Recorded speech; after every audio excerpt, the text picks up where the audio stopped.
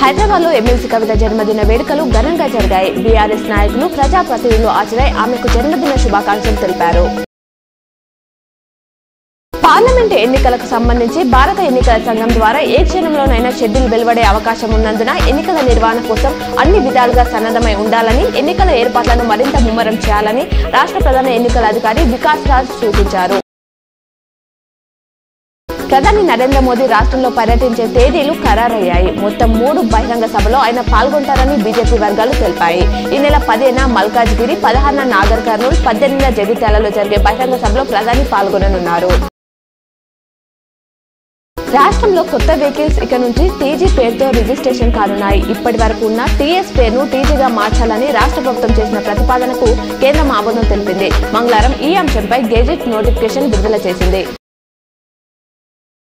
నిజామాబాద్ జిల్లాకు చెందిన బీజేపీ నేత బసవ లక్ష్మీ నరసయ్య ప్రయాణిస్తున్న ఫార్చునర్ కారు ప్రమాదానికి గురైంది.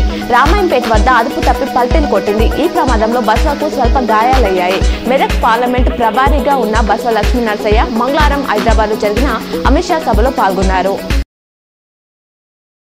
ప్రధాని మోదీ శ్రీరాముడి వారసుడని ఎంపీ బండి సంజయ్ అన్నారు. కాంగ్రెస్ పార్టీ తమ పీఎం అభ్యర్థి ఎవరో ఇప్పటికీ చెప్పలేని పరిస్థితి ఉంది. 100 రోజులు దాటిన తర్వాత రాష్ట్రంలో కాంగ్రెస్ ప్రభుత్వానికి చుక్కలు కనిపిస్తాయి. రేషన్ కార్డు నిబంధన పెట్టి లబ్ధిదారులకు కోత పెడుతుంది. రైతులకు ₹2 లక్షల రుణమాఫీపై ఏం చెప్పట్లేదు. 6 గ్యారంటీలు అమలుకు ₹1,00,00,000 కోట్లు బడ్జెట్ కావాలి అని హైదరాబాద్ సభలో ఆయన మాట్లాడారు. నరేంద్ర మోదీ 3వ ప్రధాని అవడం ఖాయమని అమిత్ షా అన్నారు. హైదరాబాద్ లో జరుగుతున్న బీజేపీ బూత్ అధ్యక్షుల సమావేశంలో మాట్లాడారు. ప్రస్తుతం దేశంలో ఎక్కడికి వెళ్లినా మోదీ నామస్మరణనే ఆయనను 3వ ప్రధానిగా చేద్దాం, 400 ఎంపీ సీట్లు కానుకగా ఇద్దాం, Congress, BRS, MIM vote bank రాజకీయాలు చేస్తున్నాయని ఆయన అన్నారు.